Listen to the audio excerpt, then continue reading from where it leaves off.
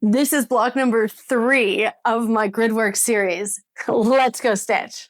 For this grid, I'm going to quilt the classic continuous curve design. I have drawn out a large 2-inch grid, and I'm also going to be using a ruler to help me with this design. I have 3 different rulers here, and each one of these would work for this design, and they would each give the design a different look. But for today, I'm going to choose my 2-inch round ruler. I love this design as a background fill. It adds so much dimension and complexity to a quilt, but it's also a great design for postage stamp style quilts or sections of a quilt where there's a lot of square piece work.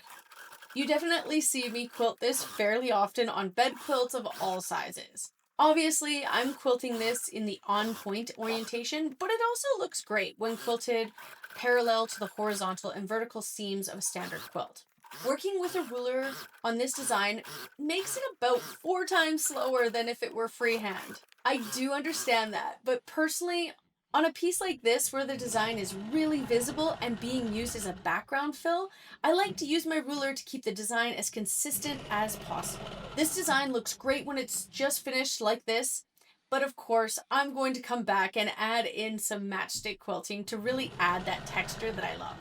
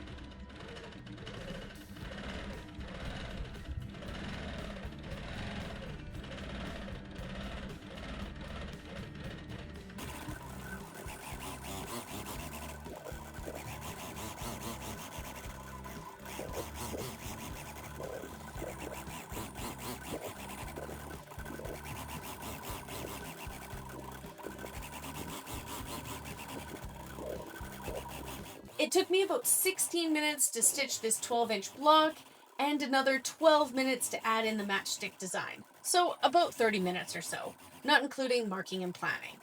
I'm very happy with how this design came together, and although it is a classic design, it's so striking when done with a ruler that I think it looks great on whatever quilt you decide to stitch.